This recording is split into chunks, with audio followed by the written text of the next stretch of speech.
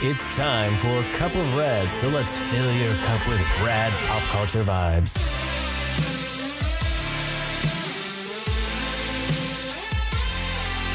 And now your over-caffeinated hosts, Mike and Katie. Hi, welcome to Cup of Rad. This episode is all about romance and stuff. I was gonna say we were starting off to sound like a soft rock, like talk show, like.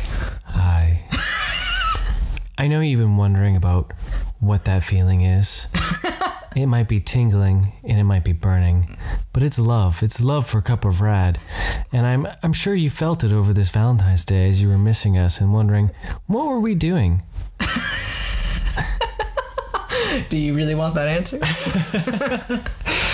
Anyway, so back to romance and stuff. Or romancing the toy fair. Ooh, yeah, that's exactly. Mike was like, whatever, Valentine's Day, toy fair is here. But before that, kind of reeled him back. True. We had originally planned on watching a bunch of romantic movies for RADNESIA, but we didn't have a lot of time. No, didn't work out. But we did get a couple in. Yes, we picked and chose just kind of a few key ones we hadn't seen for a long time. Thought it'd be kind of fun. So first up, Mike, what did we choose? So we dove right into it. We went and we did some Pretty Woman, yeah. Oh, that was excellent. Pretty Woman, something. So yeah, I had got that movie Pretty Woman. Really? Are you done?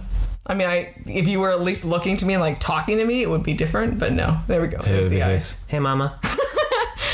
So I got this movie for Christmas. I was really excited. I've been waiting to watch it. So I figured it was perfect time to be able to dig into it because this one is not on any streaming service. So I hadn't seen it for years. Mm-hmm. And I figured, it was perfect timing. So we watched Pretty Woman. For romance. RADNESIA! How did it fill your cup? Was it as rad as you remember? You know what? Yeah, it's still just a classic movie to me. I still really enjoyed it, and I still feel like wow, this is kind of dirty moments. And it's really funny to me that I can still feel that way and not be, kind of taken aback by it. Well, you watched a lot of movies too on television, so they would have been edited, right? I did, you're right. Because every time, there's been so many movies where I'm like, I do not remember this, or wow, this is a lot more racy, or whatnot. Oh, wait, yeah, we always watched it on TV. That's why.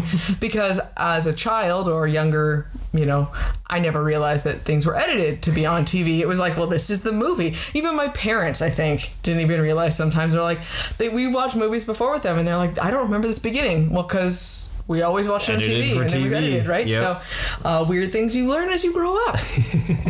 But yeah, I still really enjoyed it. I still really love Julia Roberts in acting in the movie and her character, and I think it's a nice, fun, different type of romance. Well, it's a different type of fairy tale. It's like it's a Cinderella story. Exactly. For sure. Cinder-fucking-rella. So, Mike, your thoughts on Pretty Woman? I actually don't know if I've ever watched it fully through. Is this what it feels like when I tell you I don't want something? Yeah. When your head goes, whoa, what? I'm pretty sure at some point I had. I mean, I'm not surprised. I don't think we've ever watched it together. Teenage boy actually watches Pretty Woman, really. Yeah, it's true. Well, yeah. You don't know. But you did. I mean, her first introduction to her is her hip. Yeah. But still. But yeah, I don't think we had ever watched it together either. No. I remember watching a lot of ones just because I was always interested in movies, and my family's policy was, growing up, was this is a movie that's being watched, watch it or go to your room. Yeah, that's true. So there were lots of things that I saw over the years inappropriately or appropriately growing up. That's true, yeah. But it's just such a classic. I am honestly surprised that you haven't had seen it. Classic in its own time period, right? Like there was lots of stuff I fully remembered, and there was stuff that I was just like, oh, that's where part A and part B connects to part C, right? Okay. So it's probably one of those times where I probably, as a younger kid, you just didn't understand it. I didn't understand it, or I was probably, because a lot of times I just didn't want to go to bed. Yeah. So then I'd play with my toys and be in the room, but as long as I was quiet, not to get kicked out of the living room with the family, then you know what my favorite thing when we were watching it, I thought it's a really good question. I like how you asked. I wonder how many women thought it might be a good idea to try being a hooker because of this movie. And I really want to know the answer to that question because honestly, I can see myself straight questioning that too. And I'm not gonna lie, and it sounds absolutely atrocious. That's hilarious. But it's like wow, like that is an amazing, experience. But of course, no, that is horrible. That would never. Well, ever yeah, because they happen, never right? really show the bad sides of being a No, they prostitute. don't. They show her roommate and they show the partying and the fact that, but she's a pimpless hooker. So she right off the bat, that's a bit of a that was stretch, right? Well, I guess not in today's day and age. Yeah, you never know, right? Back then, of course, but that's why she was, totally scraping by and not actually making money or anything like that. Yeah, they definitely don't show any darker side of it. It's truly glossy. Yeah. Everything is wonderful. She's, and yeah, I thought it was kind of a funny idea. Right. Well, nowadays we're so used to so much darker when it comes to that kind of life, and the drugs and the abuse and all that. So you a movie see the like horrific nature of it, right? Yeah, and so then seeing that where it was all like bright and shiny and all that. It truly was the once in a lifetime, the Cinderella story of the you fell into something wonderful and exactly. But yeah, I mean, it's a true fairy tale when as a girl you see all what she's gotten to experience, and it's like even on today's standards it's still fascinating, right? And so it's even more so in the 90s that it would have been just absolutely amazing. So that was a fun, different experience, and I'm glad I didn't realize you hadn't seen it. So. Yeah, well, she definitely was a standout of it. Richard Gere was so just melancholy and melon-toned through it all. Like he was a stereotypical businessman for sure, just cut off and vacant from the world. And, and so it was nice to see him change for sure. He did have a development. That was interesting. So So what was your my choice? I was originally gonna do Ghost because I like that one because it was supernatural. But then I was flipping through Netflix and I found Can't Hardly Wait. I'm so excited because I remember going to the theater in that one because it had Seth Green acting like Seth Green. Just that punk bitch that you knew in high school, right? And then I know one of my buddies had a huge thing for Jennifer Love Hewitt, so it was just like he was going to it. He was like, I'm gonna go see this because he was like the Seth Green of our group. Nice. Right? So it was just like, I'm gonna go see this because I'm gonna see in her blah blah blahs and all this, right? And so I remember us going to see that, and then so when we watched it, just that music then hit because I remember it being funny, but the music hit was just like high school. It was just like you just threw back 20 years, and it was just like bam, I am right back. High school, bam, whoa. All awesome. The songs, it's not that bad. You know what? I was surprised how well it because it's still not a typical romantic comedy though. No, I like how it just kind of revolves around that one night and these different people. And the experiences, and it's still zany enough. It still has a bit of that. It's like a tamer version of American Pie. Well, yeah, you still have the stereotypes of the different personalities that still exist. Yeah, and it was well done. I mean, it was silly and ridiculous, and I thoroughly enjoyed it more, and it held up better than I even thought it. I'm because there's so much. Because now being older, now you can watch it and be like, oh right, shit. Yeah, and you see that, and there's so many that don't really stand up. You're like, wow, this is a lot corny, or I wanted so much to love this, or this person was so dreamy, and so I totally let go. They were absolutely atrocious, or this movie was horrible, and it still really made me laugh. Yeah, well, I laughed. I was having fun with it. It's still one of those ones that was fun. So definitely, yeah, that was good. It was a good surprise. If we had time, I was going to make her watch Coming to America because she didn't realize it was a romantic comedy, and again because my eyes bulged out of his head when I told him I had never actually seen this movie. So we'll catch that one up maybe in a few weeks' time here when we got some time. Besides that, the other thing that was really exciting to watch, it's not a RADNESIA segment, but our other Valentine's segment of it was Big Mouth's Furry Valentine. And that was our Valentine's Day special right there. Oh my goodness. I love that show. Again, I know we did, a whole spiel on this. You're a dirty little freak and I love you. The special was amazing. Yes, the special is hilarious. Hysterical laughing. Because it makes fun of Valentine's Day and it makes fun of people who are against Valentine's Day and people who are for Valentine's Day and people who have kids that bring their kids into Valentine's Day. Right. And you know what? Seriously, the first Valentine's Day where I was openly rejecting my son from wishing me happy Valentine's Day. Thank you, Big Mouth, for ruining my family Valentine's Day for that, because every single time at one point he was trying to wish me happy Valentine's Day, and he said, like, what are we going to do for Valentine's? I was like, nothing. Valentine's Day is not for us. It's just for me and your dad. That was also on SNL the weekend before. Yes. Right? You know, it was it was that too, you know? Oh my goodness. Yeah, there's a whole skit. Do you take a card from your son? No, because you're not his Valentine. It's things you don't even think about when you're a child, and then because it gets forced on you, right? Yeah, and so that's always been my jam. Like, I hate Valentine's Day for school because it doesn't make any sense. No, it's a holiday that shouldn't be in school at all, because it's that weird blur. We want them to not experience any adult things, and we want to keep them kids, and yet a day that's supposed to be that we sell towards sex and love and all this sort of stuff for adults, and expensive dinners. Yeah, all of that. We push that on adults, honestly, as an expectation for something. And then we also then demand that our children go out and buy wasteful pieces of cardboard to pass to each other in a meaningless that says, fashion. Be mine. Yeah, like, it's, I'm demanding that there was Thanos ones that were like, what was it? Oh, yeah. He said there's a Thanos one one of his friends got that was, is this what you're looking for? And it was like Thanos giving the fist. Yeah, it was kind of creepy. Like, it just, not everything can be turned into Valentine's. But so that special, and of course they had SNL too, really brought that into light. So the furry Valentine was hilarious because Nick gets the first hormone monstrous as his hormone monster after 2 failed hormone monsters. My nipples are sore. Are they supposed to be like this, and why am I so emotional? I don't know, baby, but put some aloe vera on it. Oh, that just makes me laugh.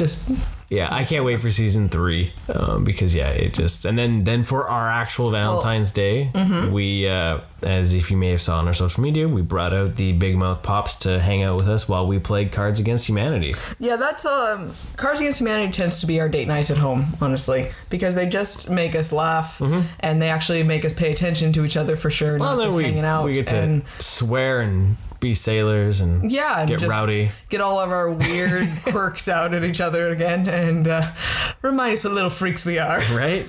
Dirty little freaks, all of you, coated and all that stuff. Get it, do it. the Bob's Burger Valentine's episode. That one was hilarious. That was a good one too. Yes, there was some really yes, that one. Because they're telling the story. And there was semen that spread all over the deck. Tina! What are you talking about? What do you mean? Semen, Sailors. Oh God. Anyways, Bob's Burgers, I love that show. Apparently, we're really showing that we're dirty, filthy people. I think so. Yeah. We laugh at semen. We're not even drinking right now. We just have water. And there's semen spilled all over the deck. All over the deck. It's all over the place. Okay. Hopefully you're not listening to this with your children. Yes. But if you are, seamen are sailors. They are. For some reason. Sailors. They are sea men. But now they're sea people. Sea people, which makes it sound like they're mermaids, which is awesome. It is awesome. So they're just, Navy officials now, I guess. I'm not sure. And with that, next up, Mike. We also started getting caught up on some movies that we had missed again. Some new, some old. Slowly working through those. Well, mostly old. I watched Polar. It's on Netflix with Matt Mikkelsen. That very much was kind of like an emo kid saying, hey, look at me. It was dark and moody and violent, and some of it was enjoyable. It took a lot to get into. It was kind of boring. Matt Mikkelsen doesn't really talk. He's just kind of there. It was one of those weird ones where it was interesting. Like, late teenage me, early 20 me would have been like, that movie's fucking awesome. There's so much violence. Right? And it was just action, like, right? And because there's sex. Let's not to mention that in fact, when he's telling me this, I was like, Mike, are you sure you didn't just watch porn today? Because that's what it sounds like. Well, because there was a lot of sex in it. And you see a lot of naked mads and you see a lot of titties. So, hey, go for it. At his age, he's only supposed to be 50, but he was getting it quite a bit. So good for him. But like, there's like weird flashes of violence too when he's like remembering things. It was like hypnosis moment, like go do violence, right? Oh, okay. It's just like, and young me would have been like, this was the shit. Yeah. Right? Because like it wanted to be like John Wick, but then they were like, we can't be exactly with the violence, be like So John we're just Wick. gonna have a lot of sex. So we're gonna have a lot of sex, but we're gonna like stylize like flash violence. Like, yeah. So I don't know. It was one of those ones where I ended up, I was doing some other work while it was on, and I don't feel like I missed a lot. So I don't know if that's a good thing or not. Like, So you've at least I've watched it, yeah. but I'm not going to go back and watch it. Yeah. So Agreed. But yeah, Polar on Netflix with Matt Mickelson. Definitely, if you want some tits and some violence, not a sentence I'd put together usually, but check it, I guess. That was a recommendation, glowing recommendation from Mike. Check it. So next, Then we watched some weird ones. some weird Well, ones. weird. I guess not weird. But No. we watched The Oath. The Oath was weird, not gonna lie. yeah. But it was not weird in the sense that it was a bad movie. It just very current event. Yes. And it was like Purge without the violence. Yeah. Right. Well, it was violent though, but Purge without the like hateful murder aspect of things. No, Yeah. it was just real life feeling. It was just like what would happen It was. Yeah. in real life. Yeah. And it made me angry. It was well done and well, played out as a story, but it was like the holy shit, I can't believe this is happening. And it very much felt like the political atmosphere of the stress of the country, and the strain between all the different parties. Well, it seemed like at first it was very much a comedy, Yeah, it was not. and I was enjoying it, and Yeah. then it just took a like, weird turn. Yeah, it just was like, oh, you think you know where we're going? Oh. What I did find funny though was truly the stereotypical standard of whenever I watch a family comedy that I can pick out the people of my family in it. Oh yeah, that's me. Oh yeah, that's my brother. Oh, that's my sister. Yep. Oh, that's how that's how that happens. Which shows us that's actually a really common dynamic experience. Yeah. And so, in that 3-child family. yes, Right? very common It's dynamic. just- and it's weird because I was watching, I was like, oh my gosh, that's exactly what my sister would do. That's exactly what I would have done. Right. It's weird. Yep. So- Yep. I got to be Tiffany Haddish in that movie. Yep. I got to be the crazy guy in the center. You got to be Ike Markowski guy. It was interesting. It was an interesting It played watch, on but- both. Like it wasn't necessarily when the shit hit the fan, both sides came together and there was no blurred between the two. They all wanted a common goal to be safe. Yes. Right. And it showed extremism on both sides of beliefs, and how when you start feeling scared or you start feeling attacked, you can defend it and start sounding a little crazy. Yeah. And how much they can battle. But yes, in the end, everyone still does want a shared common goal. Yeah. So And yeah, it's just a so matter it of was- how we go about getting that exactly. goal, right? So it was an interesting one. Like that's another one. I don't know if I watch it again. No, I don't think so, but 'cause I'm glad we watched it. Made it. me agitated. Yeah. But There was no real like relief except for Yes. the last like 2 minutes, and all of a sudden you're like, oh, okay. right. So another one we watched. Was Night School. Yes.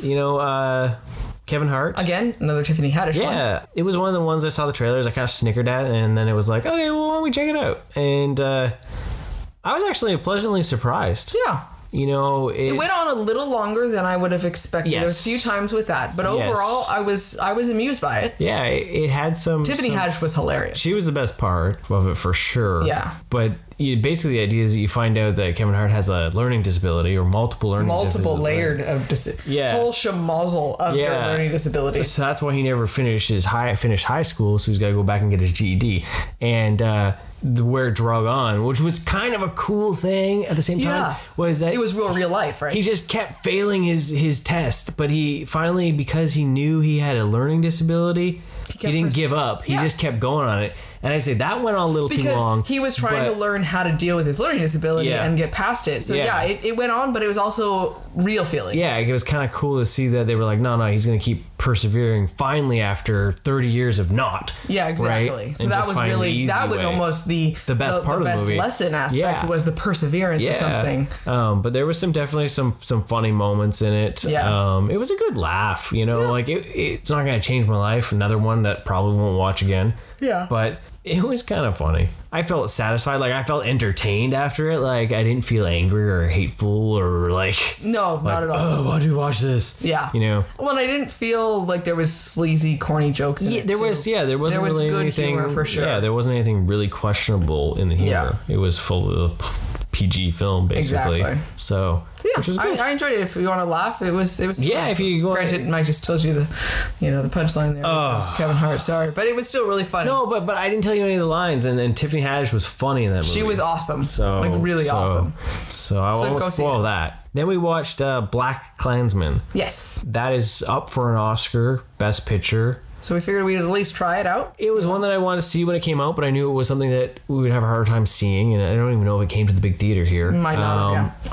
So from that, it's basically about a black cop in Colorado. The first black police cop in Colorado Springs. Yeah. And he decides he wants to go undercover. Yeah. And he, on a whim, joins the KKK. Yeah, through phone conversations.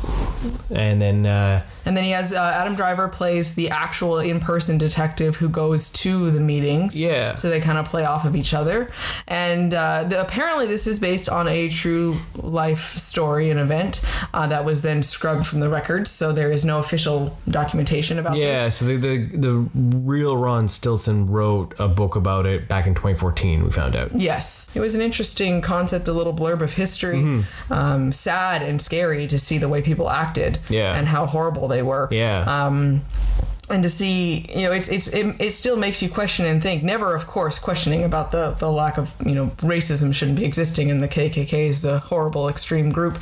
But just how sad it is that the two sides can't find a common ground. Mm-hmm. They're still so polarized because there's still so much anger from the black community, understandably, of course. And it's just sad that we can't find our way around it. Because then, of course, it flashed to the 2017 current events of Charlottesville. Yeah. And that was a little jarring at the end of the movie. Yes, it could have had a nicer transition. Yeah. But I don't know if that was part of the art that idea was part of the art, yeah. If it's meant to throw it in your face. Yeah.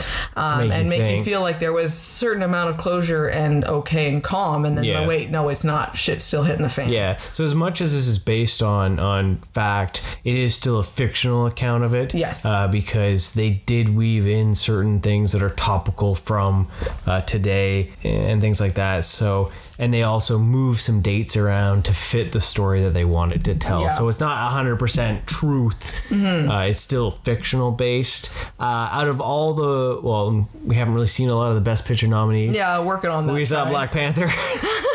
That one I love, but I don't think it is a Best Picture nominee. And then we saw this one, and this is probably the best of the ones we have seen so far. I really liked Adam Driver in this one. He did a really good job. And then Washington, he did a really good job in his acting, because all I've seen him before in Ballers, right? Yeah, and it showed the different style, acting, because in Ballers he's very much the stereotypical player, right? Yeah. And with this, he is so well spoken, and he's so calm and intelligent, and it showed a really good acting on his level. Yeah, which was really cool.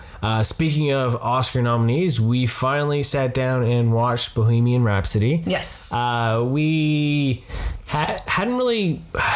We weren't sure about this. Weren't sure about it because Katie does love Queen. Yeah, I mean, I normally will love and jump to anything that's a documentary and about, rock and roll stars, of course, because yes, I do love Queen.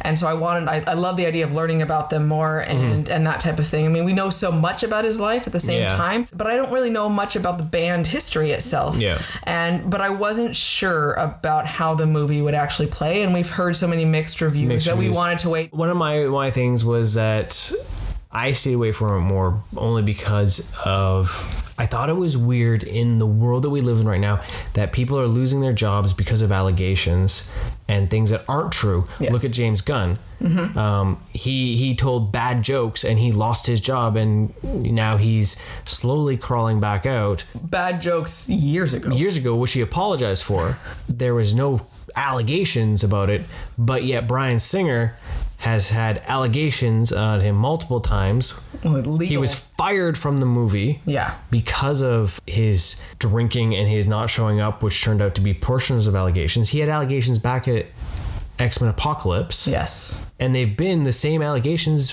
that, Kevin Spacey had. Yeah. Being at, because they were at the same parties. Yes. That we've read reports on, that they were the same parties where they seduced young boys. So I was really surprised in today's day and age that the movie ended up taking off as much as it did. People have just ignored any of those connection with Bryan Singer. Yeah, just because that he wasn't on any promotion for it. Yeah, and it's one of those things where I don't agree that everyone in the movie should be punished over one person. No, not at all. And I know you're not saying that by any means, but it is surprising that people will pick and choose what they care about those allegations should ruin the whole movie, or whether, no, it's okay, the content of this I really want to see, so I'm just going to ignore the director allegations. Yeah, it's not fair. So that was one of my reasons for staying a little back behind it, but I did still want to see it. I have enjoyed Singer's movies in the past. Yeah. They're not, his issues that he's had with whatever he does in his personal life isn't going to destroy the things that I've enjoyed in those other movies. No. But it will change going forward. I have noted that he's no longer directing Red Sonja like he was supposed to. Oh, okay. They've shelved that for right now as more things come out. Yeah. Right. But anyways, we're talking about Bohemian Rhapsody. We're not talking about horrible allegations. So Bohemian Rhapsody. So with this one, I did enjoy it. I didn't feel as much disappointment as I was afraid of, but it really was like watching a giant music video or a concert CD.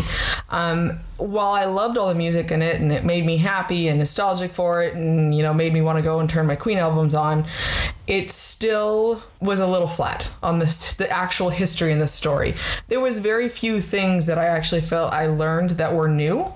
And it was fun to see him. I can see why he has gotten his wins as nominations for his acting. He did a really good job of portraying him. Yep. But there is certain things after digging into it, you find different historical inaccuracies by all means, because this is still a fictional tale. Yeah, it is still a fictional account. It's not meant to be a true documentary. It's meant to be a glossy movie about it. But it bothered me because the band had always said that this was a good, positive representation. They're happy with it. But it paints the other three members in a much better light than it paints Freddie Mercury. And it was that idea almost of like, who is defending Freddie Mercury's image in this movie? Yeah. Because he was lambasted for going off and doing a solo act and wanting to do that. But in reality, the drummer wanted to go off and he actually did do 2 solo albums before Mercury ever wanted to do anything. Yeah. So, but that's not even in the movie. Yeah. And everyone is portrayed as he just left them and everything was fine and hunky-dory. And that kind of irks me a little bit. Well, it followed the typical Hollywood music star template. Yeah. It was almost nice. Oh, the huge crash, reconciliation. And it's like, I know that is based on a stereotype of something that actually does happen, but at the same time, it was just so perfectly fit together in a standard movie form that it didn't feel real. Yeah. And you feel sad for him for how, he did a good job of portraying how lost Mercury was as a human being. Yeah. And how he, wanted so desperately to find his place, and he was such an outcast, and you see where that creative genius can come from of wanting to push the boundaries, and you really appreciate them as a band on how much they wanted to bring their fans into the music with them. And that I really did like. That portion there where you could see their songs were crafted to bring their fans into it and really envelop them in the experience, not just of listening, but almost participating, really. And you saw that with their Live Aid performance on what a buzz that made. Yeah. And historically, Queen was one of the turning points in Live Aid because of, I think, that. Yeah. On what they did to really bring people focused on their concert there. So that's my thoughts. It was good, but it was a little lackluster at the same time. So. Yeah, there was some really good points in the film, and it wasn't a bad movie. I don't think it deserves the accolades it is getting. I don't think so because I think it's playing off of people's nostalgia and love for Queen, and rather than the movie film itself. Yes, because as I say, it has nothing different than any other biopic that was never nominated for an award before. Yeah.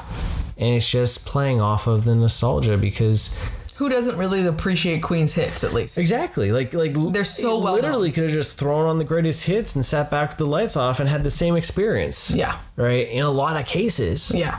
Which was surprising for me because I love movies. Yeah. And I just wasn't floored by it like a lot of people have been. Yeah. And I don't think that it is up there with the best of the year. No. By all Well, means. like if you think of the actual movie and the acting and the development and the breadth of the story versus a Black Klansman, Yep. you know, I think they're not really on the same. They don't have the same richness of the story Yes, in Bohemian same, Rhapsody. right? And then you see some of the other nominees that are nominated, and there is a lot more layered stories Yeah. that are out there, which I'm hoping to view some more of those. But yeah, it was a bit of a weird one. Yeah, I'm glad I experienced it, and I'm glad now we've been able to form our own opinion for it. Yeah. But again, it's not one of those ones where I'm going to watch it again, because if I want to watch it again, then I really just need to turn on my albums and listen to the music and just remember, maybe think about some of the love and joy that went into their music, that's what I got out of the movie. Yeah. Was that they, what I hope was real, really cared about what they were doing and really loved pushing boundaries and trying weird things. Yeah. But I can get that from the movie. The music is obvious that way. Yeah. I mean, Bohemian Rhapsody itself is just the weird song. And it was so funny to see that in the movie, of course, that they totally played on that. Who the hell's going to listen to this thing? Yeah. This is bizarre. It's gibberish. But now we can't imagine our world without it. Exactly. For me, I mean, I am one of those people that will stop what I'm doing and I have to listen and finish that song. And Mike is nodding his head. He knows this, right? Like, it is ingrained in me. And I don't need the movie to enjoy that, right? So Yeah. So unfortunately, that was not where we were hoping to be blown away, but it is what it is. Sometimes you go in and you get something amazing. Sometimes you don't, right? Exactly. So besides that, moving on from movies, which we've done, really haven't watched a lot of TV, which is weird this week. Well, they took a break, I think, because of holidays and... Yeah. No, I don't really know. It was No. We just were took a watching break. some We were movies, just I watching guess. movies, And but I started watching Umbrella Academy on Netflix. I read the comics. I really enjoyed them. My biggest thing with the comic was the art. The art is what got me, because Gabriel Ba, I like his art. It's very stylized, and he does a lot of stuff for the Magnolaverse and all that. So live action, I was a little worried about. I got 4 episodes in because I was watching it at lunchtime when I was doing my son's craft project that he's selling things. Like sweatshop. I had to sew on some clasps on these little pocket things that he's doing. So I was watching that while I was doing those. I like it. I dig it. It uses music in a lot of the action scenes. So it's very predominant. So when you start hearing music show up, something's going to happen. Oh, okay. And it's all popular music as well. So it's kind of cool to see that tone. So I look forward to watching the rest of that season. So they did make up for the art difference there. Yes. It's very bleak and dark. It follows the same kind of vein as a lot of the DC stuff. Okay. The Titans thing and all that. The same day Netflix dropped Umbrella Academy, the DC streaming service dropped Doom Patrol. So I'm hoping in 3 months' time we'll get to watch Doom Patrol. We'll be behind everybody. But you'll get to still watch it. But we'll get to watch it, because that's one thing I was really excited to watch, because I liked what I saw in the Titans show. So at least I got Umbrella Academy. So I'm not like double booked on TV right now. Yeah, there's that. So, but that was something that was really interesting to watch, and I hope to keep going on it this week here. So, which will be really cool. Excellent. So from there, we are... So Mike just jumped his weekend where I knew I would lose him. But you know what? I actually saw him a lot more than I thought I would have this weekend. Because Toy Fair. Toy Fair's on. New York Toy Fair 2019. Every year, Toy Every Fair. February. It's like, this is where Mike is. On his phone, looking at things. I would love one year to be able to get big enough so we could actually go to Toy Fair. Help us. And like how she like demanding, just like, please help us, listeners. You're our only hope. Please share, like, send us everywhere. Have more so we can get. But yeah, if we can get this going more this year and all that, maybe in a couple years' time, maybe we can actually get invited to Toy Fair and we can actually go. I mean, his little head would explode. You know, Toy Fair to me is more exciting than going to a Comic-Con. Yes. And I know that sounds crazy that I'm not going to meet people or I'm not going to go buy things. Love the news. But I love news. I love that, and especially when it comes to toys. Toys are a passion. There's something exciting about them, and we live right now, at least, in a golden age of collectibles. Yes. Like this is collectibles are huge, and when that crashes, I will go into severe depression. Because right now there are so many companies out there that are making so many amazing things. So what are some big things? So this year, well, here, how do I lead up to the things that are the coolest? Okay. Well, first off, Mattel was not even there this year, really. Yeah, that was which weird. Is scary because there's lots of rumors that the company is going under. I thought, because I remember you telling me that, I was like, with you saying then they're not at Toy Fair, I was like, oh gosh. Like, I saw a blip of Barbies and then that was it. Literally, they were there, but their panel wasn't until Monday, and it's only a half day on Monday. That's weird. See, also too, they lost the DC license, which has me scared for the multiverse license, because it looked like there was going to be some really cool stuff coming from them. Like, especially I was excited that there's supposed to be a Beast Boy and there's supposed to be a Starfire, because I want to get my Titans. Yeah. I don't know the status of those right now, yeah. which really sucks because DC Collectibles isn't doing it. Nobody's making Titan figures. I don't really care what era they're from. I just want some Teen Titans. I want my Beast Boy, Raven, Starfire, Grayson, and Cyborg, and I want those. But the only way I can get those are statues, and I really don't want statues. I want figures. I want to be able to pose them. Yeah. It'd be really cool. Well, anyways, so here. Mattel. Blah, blah, blah, blah. Yeah, just all over. There's semen everywhere. Mattel, bring it on back to that. They didn't really show a lot, especially for DC, and they didn't really talk about what was going on with DC. They just kind of like, here's some stuff. And one of the first pictures I saw on one of the sites that I was following was a really shitty Batman. Yeah. Like a really shitty Batman 89. And I was really surprised. I was like, why would you bother that? The ear was broken, like the and all that. And so I did some digging, and basically Mattel is creating a ultra articulated version of the Kenner Batman from 89. So instead of making a really awesome version of Michael Keaton Batman, they're like, well, let's just make the Kenner version where, 5-point articulation figure, but instead we'll make it a 19... Yeah, it just seems like a weird waste. Yeah. But besides that, a lot of the other figures, out of all of the other figures they showed, which was not many, the Red Robin figure looked the best, but they're doing a lot of like old school classic ones, which is really weird. Besides that, even their Jurassic World line that they showed was really weak after they just won Toy of the Year for the Jurassic World stuff for 2018. Oh, wow, okay. So that was kind of the weakest, like, wow, you guys, you didn't really do anything there. Yeah. The other one that was a little kind of lackluster, which is usually a bigger one, was DC Collectibles. And I think over the years they're starting to fall. They had a moment where Funko was all like, yeah, we got the Savage World. It's like He-Man meets Batman, and that was everywhere. Yeah, DC Collectibles is like, hold my beer. We got luchas. We're gonna do the lucha wrestlers for Batman and Superman and all that. They look really cool. Like, I won't lie. They're it's a very specific market. They're really they're really weird. And so they showed the luchas, and then they were like, yeah, we're done. And they're like, oh yeah, you remember that Batman animated series line that we were doing? We got a couple more, I guess. We got Red Hood, which never really was in any of the cartoons, but we're doing them in the Bruce Timm style because why not? But one that I would get out of everything that they showed is Slade. They're bringing Deadpool, to the animated line, and he's coming with 2 heads, which is unusual for the animated line because it doesn't. They look really cool for sure. And it looks really cool, and it'll go nicely with the animated Batman that I got. So I'm excited. I want to try to get that one for sure. Yeah. McFarlane's coming back. Yeah, they're like big time exploding. They were like, oh, McFarlane has this. McFarlane has this. Yeah, we were super surprised. They got the Fortnite license last year, and they blew everyone away with their articulation because McFarlane traditionally is only more statues. Yeah. They're really detailed sculpts, but more of a statue.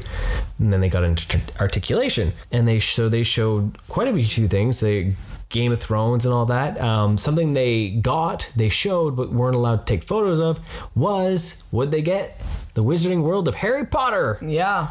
That includes a Fantastic Beasts license. That'll be interesting. I'm curious to see because of all their dragons they've done in the past. Well, they had said that the Fantastic Beasts license is one of the things he's excited about the most because he wants to make the beasts. Yes. Like, they literally said Buckbeak is going to be in the first wave of characters coming out. So maybe that's more of the excitement is. Right? So I'm curious to see because those would be really cool because that's one of the reasons why our son got into Pokemon because there was no merch for Fantastic Beasts. Yeah. He likes the idea of taking care of mythical creatures. Well, with some of our pops we really enjoy is the creatures, right? So then he found Pokemon and it was I wonder if they'll get the lion from Fantastic Beasts. That would be cool because the pop was really crappy. Yeah, because then it could make it into a more epic feel and get the flowiness of that creature because it was beautiful. Oh yeah, totally.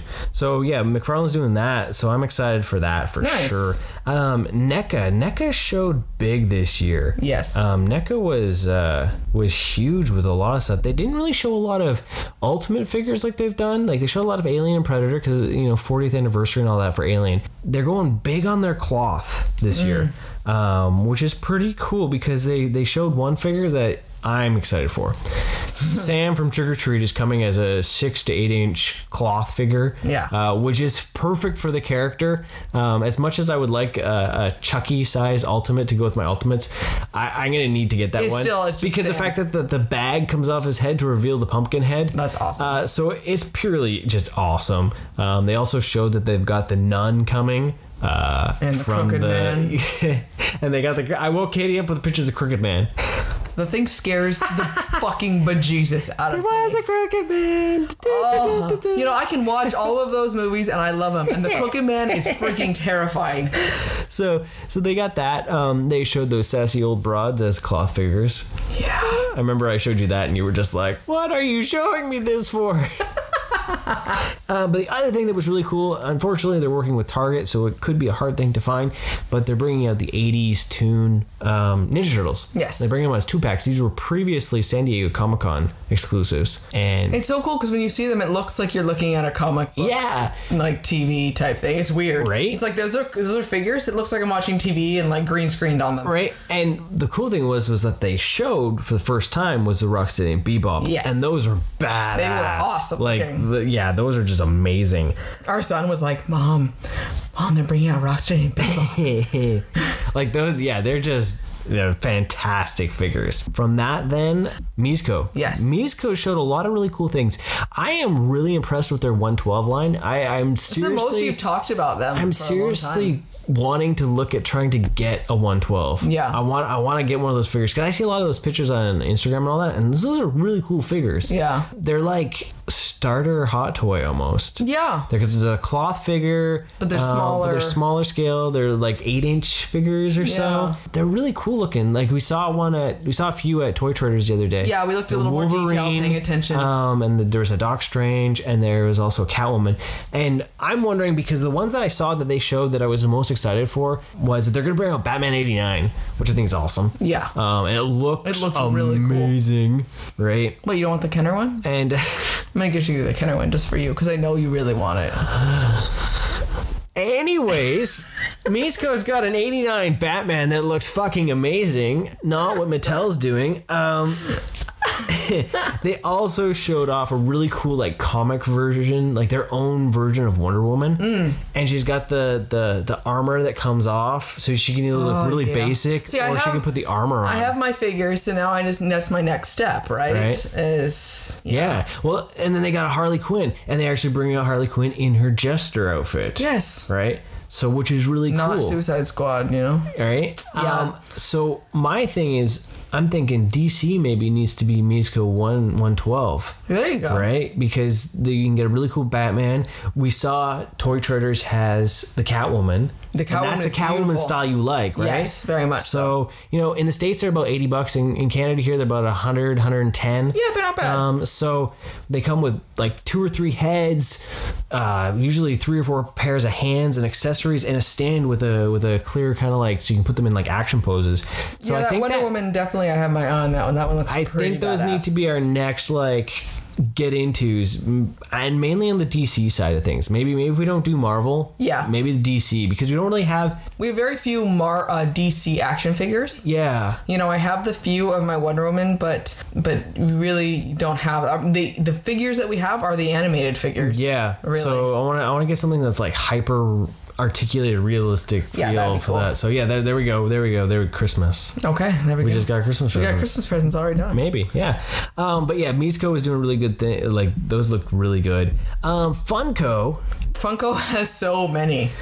They announced so much. It was like before Toy Fair. They were just like, oh, here's our stuff. Yeah. But you know what? There was not a lot I was super excited for. No, you know what? There's a lot of them where I'm like, oh yeah, that's really, really cool. Am I gonna buy it? No. Yeah. I know that. Yeah. And and it's sad but we're being more choosy on them. But it's awesome that they're doing such a wide variety of fandoms, for sure. Yes, that's the thing they do. They do and best. that's really the benefit right there. Yeah. We were just talking about this morning about how we have so many pops because we can have it from every single different kind of fandom, but I don't know how many of them that I really will be buying. But no, like finally they're bringing out The Office, which I know is on a lot of people's wish list. Yes. But I look at them and I'm not that. Well, because then we look and we're like, yeah, the characters are awesome, but is the pop cool looking? Exactly. And we're much more picky about that. Yeah. We got Cheers, which I might need to buy for my parents. Right? That might have to happen. Just get a Norm. Yeah. Just get a Norm. You're right. They can put the Norm in their case and then Norm!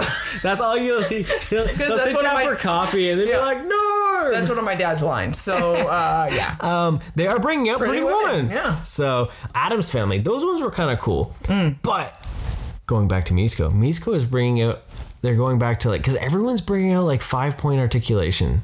Like Super 7 does it. Yeah, Mizco's now doing it. Like a lot of companies are going back to that style. But they had an Addams Family line that looked really cool from Mizco. So definitely something else to check out. Yes. Actually, going back to Mizco, you know what 112 I would have wanted to get but sold out super fast because I didn't know everyone loved Popeye, right? Oh yeah. That Popeye. I wanted that thing. And I was like, I'm waiting for it, and then but boom, it was sold. It was just gone. And I was like, what the crap? Because I love Popeye because that was something me and my grandfather shared. So I posted a photo today. It was not the greatest because I would realize I had to take a photo, but there is a photo of the old Mizco animated style Popeye. Oh, okay. That I got because I got that from my grandpa back in the day. But anyways, they are bringing out Addams Family Pops, and those did look kind of cool as well. Yeah. From that to Rick and Morty. Rick and Morty. They're bringing out Snowball and his mech. That has to happen though. So Summer, where are my testicles? Where did you take place in? And then Men in Black. Men in Black. Original Men in Black. Original, which I'm assuming that they'll get the new movie. The new one. Too. That would make sense for sure. See, Funko, that's one thing. Unfortunately for Toy Fair, Funko is not that exciting because they announce pops throughout the year. Yes. Right? So they haven't showed anything about Endgame. They showed some Far From Home. What was weird too is that there wasn't Disney ones. There was a lot of styles no Disney, missing, right? But as we taled about, they just drop it whenever they want, right? So I was really hoping that they would have shown their plan for Pokemon. Yes. I thought the Bulbasaur was gonna be the tease, and you get it and people get their orders in, and then at Toy Fair they would have been like, boom. Yeah, because I thought that was gonna. They made it really sound like that was gonna happen. Like there was nothing from Pokemon, and that was sad for sure. So I'm curious to see. They announced some new lines too. They're gonna do the town line. Oh yeah. Which is gonna be a pop and then a building. The only one I'm okay with so far is the SpongeBob one because the pineapple was awesome. Yeah. But again, I wouldn't buy it because just. Well, that SpongeBob was pretty cool with Gary on his head though. Okay, you're right. Because Gary's awesome. We don't have a SpongeBob pop, and that'd be the place. Unless Mizco brings out a SpongeBob 112. That would be amazing. Yeah, well, because you know how hyper realistic it'd look? It'd look like he'd have tattoos and he'd be all dirty. He'd be like Murder Bob. Okay, you're right. The pineapple would be pretty sweet. Yeah. It would be like the happy little glowing aspect for sure. But some of them are strange, so. Yeah, like the Ghostbuster thing, it just doesn't fit because it's so much smaller than the pop. Yeah.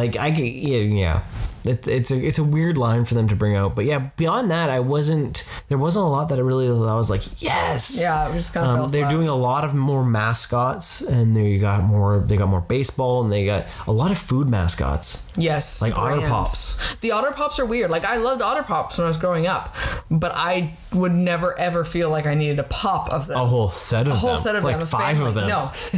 So besides that, Marvel, Hasbro brought their A game. This was basically just Hasbro's fair. Yeah, Hasbro That's won what it Toy was. Fair. Yeah. You know, that was what was wild was Hasbro. A+ Gold Star Hasbro. Yeah, like and see, that was the thing. Everyone was waiting to see what Hasbro was going to do. So instantly, you know, Star Wars, they're bringing out more Black Series. You know, we're going to finally get the Rebels, Ezra and Chopper we're showing. Which is awesome. Only Zeb is left. So those are my... Out of everything Star Wars, I just want to get the Rebels in black, and then I'm just going to retire from Star Wars black. Sorry, Hasbro, but that's where we are. Well, you got enough of them. Yeah, I just want the Rebels. Yeah. You know, but Ezra and Chopper look good. But they're also, Hasbro's doing a lot of old collectibles. It's a big year for anniversary years, 20th for Phantom Menace. So they're bringing back like old carded looking figures. They're even going back to the Kenner stuff. They're bringing out replicas of the Kenner stuff. Yeah, for the new trilogy, right? Right, like it's weird to see them like use those old molds, like the old that's where we're at, and so that they're trying to like capitalize on the collector market. Yes. By doing stuff like that, but they didn't really show anything. Well, they showed the hyper real Darth Vader. Yes. With the metal skeleton and all that, which was really cool because it was like, so that's another one of those like it's budget Hot Toy feel. Yeah. Right, because it's supposed to like retail at $80. Okay, so it'd be like 112. Okay. Yeah. And that looked really cool. It was a really cool idea. People have fun with that because it was a metal skeleton under that. It's cool. They showed the skeleton. Too. It was weird looking. But Marvel also, they showed Marvel. They're doing a lot more with their 10-year anniversary studio stuff. You're gonna get some of those oddities. Grandmaster and the Rock dude. Can't remember his name. Didn't print out enough flyers. Oh, Korg. Yeah. There we go. He's coming out as a 2-pack. They're doing a few things like that. But really what got my excitement was some more of the X-Men stuff. Yeah. They're actually even doing like old Toy Biz cards because they did their classic line. Oh, okay, right? yeah. And then they got like, they're bringing out X-Factor Cyclops, and he comes with the old weird like diving toy thing that he came with.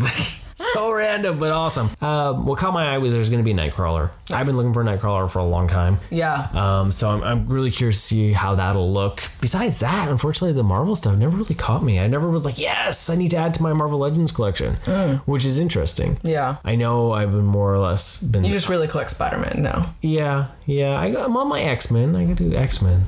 Spider-Man. But as time goes on... No more Legends, 112. No, that was for DC. Oh, you're right. What do we have to do for Marvel then? Hot Toys. I have my eye on Thor from Infinity War. From Infinity War, yep. Yeah, that one there. That one we're Mike has his about. eye on the Rocket. Yeah, the Rocket. I'm hoping that the new Spider-Man will Doc Strange. come out. Yeah, okay. So Hot Toy for Marvel and 112 for DC. That's what we've decided. Thank you for being part of this this great discussion that you can hold, Katie, too. I want everyone listening to, in a year's time, be like, Katie, how many Hot Toys and 112s did you get from Mike? Huh. Yeah. It's written in stone now. Yeah, it is. Digital stone. Unless she edited this out. Besides that, there wasn't a lot of other stuff from Marvel that really shown, because what Hasbro did, Hasbro went big and hard. There was semen everywhere. It probably was. Because last year at this time, they had bought Power Rangers. And there's been a lot of talk about, is it a dead brand? Because it's not hitting the numbers and all that, and it's been tossed around through different companies over the years. Yeah. But the main company that has had the toys since the very beginning for 25 years has been Bandai. And they brought out some really cool stuff, but then they just kind of started getting sloppy. Yeah. The Legacy line, I love the Legacy line. I've got, 3 complete teams of the Legacy. Mighty Morphin, Zeo, and In Space. And I love them. I love the build, the figure, and all that. But they had an aesthetic that was a lot different than others. They made them all Jack and superhero-ish. And I know a lot of people didn't like that. Yeah. But at the time, that was a collectible we got. Yeah. Right? So Hasbro bought them because they kind of just weren't being represented in toy stores. They were just disappearing. Well, yeah, they didn't really Bandai didn't portray that they had faith in the brand. Yeah. So Hasbro showed what they're doing for this year. Not all of it. I've read articles that they're holding back on some things. More to be announced for later in the year. Yeah, which I'm assuming will be either Comic-Con at San Diego or New York, because that's the two other places we get to usually see what's coming. Yeah. But they showed off their Lightning line, which is going to be the replacement for the Legacy. The Legacy is 6.5 inches. The Lightning line will be 6 inches.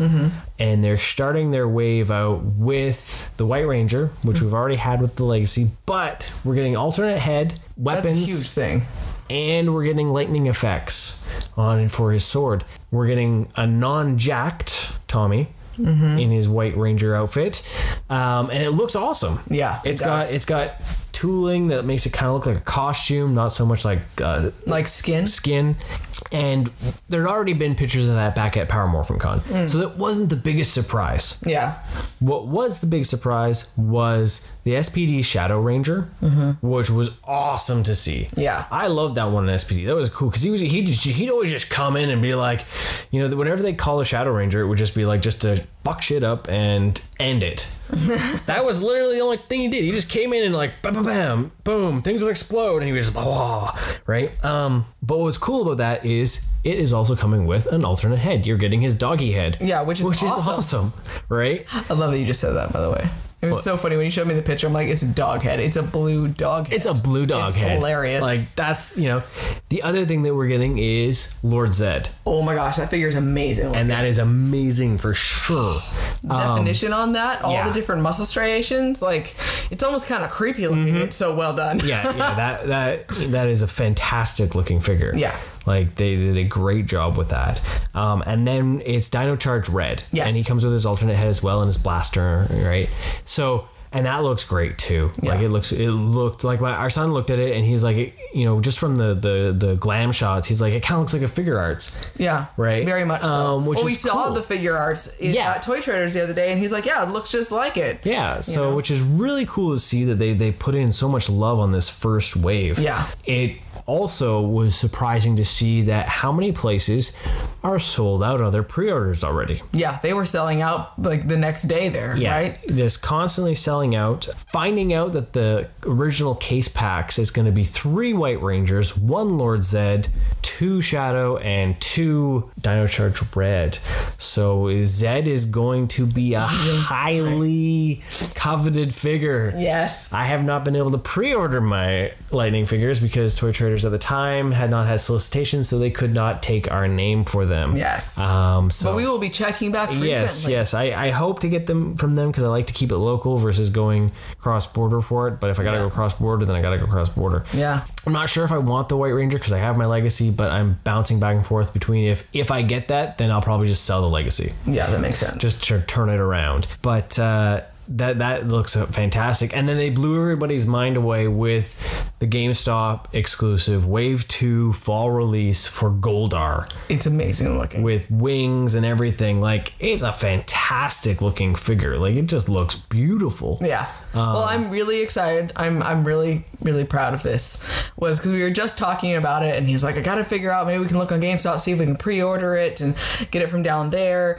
And I was on my phone going to look at that. I look at an email, and I got an email from EB Games about previews and pre-orders, exclusives, and I was like, oh, I'm just gonna glance at this. Seriously, right there was the Goldar pre-order. Oh my gosh, Mike. So I went on there immediately. So Mike has Goldar already. So out of all the Lightning, I've got Goldar. You got Goldar coming just directly in store here. We don't have to worry about cross-border, which is excellent, and very excited that was done already. Yeah, that was really cool. That I was very excited. There was lots good job, EB Games. Right? Because EB Games get some and not others. Yeah, right? So it's always a kind of a. So their downfall was like, oh, EB Games is getting Lightning series. Maybe I can pre-order the other ones.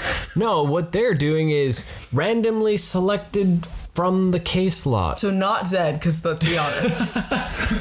Which was really kind of a surprise for that. That was a little sad about that. But besides that, they also said that Wave 2 is going to include the Red Beast Morpher, which I think is really cool that they're going to go right off the bat with their Lightning series or collectible with the Beast Morpher. Well, it shows that they're trusting that the brand is still going to be current and that people are still going to enjoy it. They really are showing a lot of faith in the brand, even current, not just old. Exactly. So which I thought was really all, and it looks like a great figure. It has the alternate head and all that. And we found out at Toy Fair that Beast Morphers in the States at least is starting on March 2nd or 3rd. Yeah, so hopefully it won't be too far along behind to find it here. Because our son is stoked. We showed him all the new toys that are coming from Hasbro, and he's already decided his Christmas present is Beast Morpher stuff. Yeah, he's all in on it. He's just from the toys. Yeah. So Hasbro, good job, because you sold him the toys before he even seen a trailer for Beast Morphers. Yeah.